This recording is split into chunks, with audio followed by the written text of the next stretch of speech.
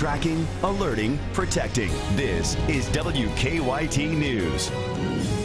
Good afternoon once again. More news now. Work continues this afternoon to figure out how to clear a train derailment. It happened early this morning. The ground beneath the tracks along Stoner Creek in Bourbon County gave way overnight, sending 3 cars full of coal down a hillside. Officer Don Evans shot this video of the mess from Sky First this morning. And WKYT Sean Moody is tracking the situation. He joins us now with our top story at 12:30. Sean? A police officer told me he believes the ground beneath that track gave way, sending those 3 cars tumbling down that hillside, coming to rest here on Stoner Creek. The accident happened around 3:30 Monday morning. A CSX spokesperson said the train was carrying coal from Toledo to Virginia. There were 2 people on board. They weren't hurt. The cars spilled that coal out onto the hillside and into the creek. Now crews are trying to figure out how to get the coal and those cars out. The derailment drew a crowd all morning. Lorraine Smoot brought her granddaughter out to watch. And I was trying to explain to her about how the rain makes the ground so soft and the track just fell in. To see those big wheels laying there detached from the cars, that's kind of scary to think that much impact when it fell off the tracks. CSX hasn't given a timetable for the cleanup. In Bourbon County, Sean Moody, WKYT. Sean, thank you. The cars are resting on a Paris sewer line at the moment. A spokesperson from the Kentucky Department of Environmental Protection says crews will bypass that line for now. They'll go back and take a look. They say coal in the creek is not really a concern, but it will be removed. Students returned to Harrison County High School this morning without one of their classmates. 17-year-old Colton Burris died in a car crash Saturday morning while on his way to take the ACT exam. WKYT's Victor Puente shows us what's being done to help students cope with that loss. Victor? The flag here at Harrison County High School is flying at half-staff. Administrators tell me the young man who died over the weekend was a leader among their students. 17-year-old Colton Lane Burris died Saturday morning. The coroner tells us he wrecked on Jacobs Lane around 7:30. He was on his way to take his ACT exam. At the high school today, they brought in grief counselors to help the students and teachers who knew him. He was on the track team, was also a flight commander in the junior ROTC. He lived with his father here in Harrison County. His mother lives in Ohio. The people who knew him say it's been hard to accept that he's gone. Really kind of full on getting ready. You know, he was a very well prepared young man and well rounded. And, you know, it's heartbreaking. It really is to think that this is a kid who was doing everything right. And I spoke to the 2 men in charge of the ROTC program here at Harrison County. They told me that ROTC was planning on being involved in Colton's memorial service in some way.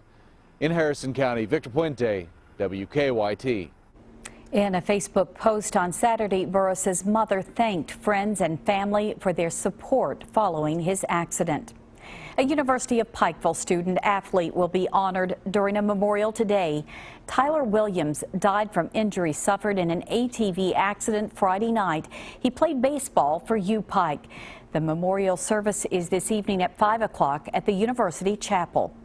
Attendance is returning to normal in a school district that's been hit hard by illness. A lot of that going around. Harrison County's school superintendent says attendance is up 5% from last Thursday. Around 2,000 students and staff were out sick that day. The district canceled school on Friday to give everyone time to recover and to disinfect the buildings. Well, the search committee to find the next leader of the Fayette County school system now has a new member. The election for the parent representative ended in a tie. So this morning, the district flipped a coin to see which parent would be elected for the committee. Sharon Mofield Boswell chose correctly, beating Roger Cleveland for the spot. It will be a huge responsibility, and it will require a lot of personal time, but it's an honor, and I'm just really humbled that I had the support that I had.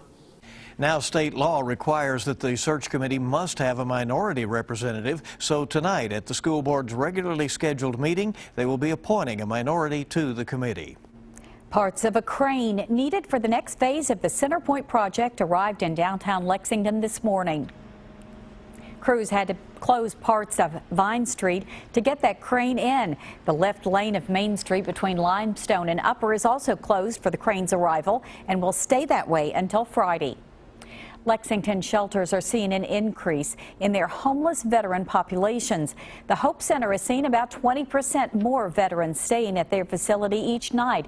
It's the same at the Community Inn in Lexington. The Community Action Council is hoping to help out by providing backpacks with toiletries inside for homeless veterans. It's a project they've done in the past, but they've never been this behind with backpack donations.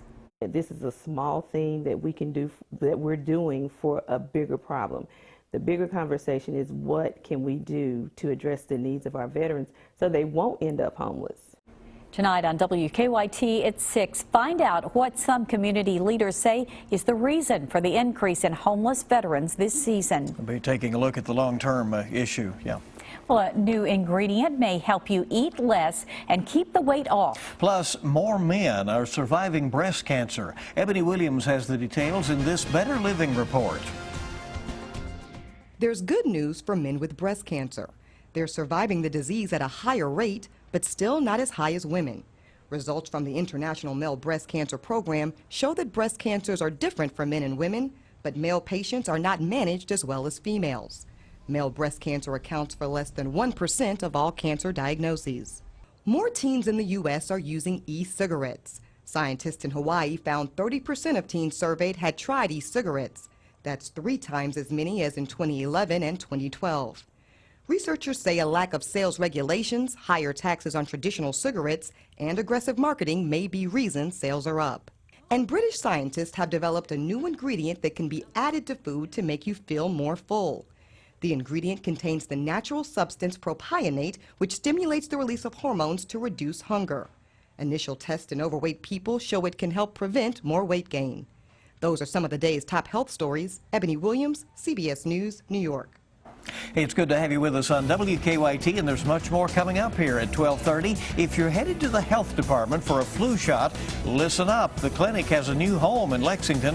Find out where. Also, we're taking a look back at the top stories in the nation this year and some foot-tapping bluegrass on today's Wood Songs. And we're looking for clouds out and about, and now starting to see, not clearing, but we're starting to see breaks. Get a little sunshine action, heat us up a little bit for those showers and maybe even a few rumbles of thunder later on. We'll go over the timing hour by hour coming up next.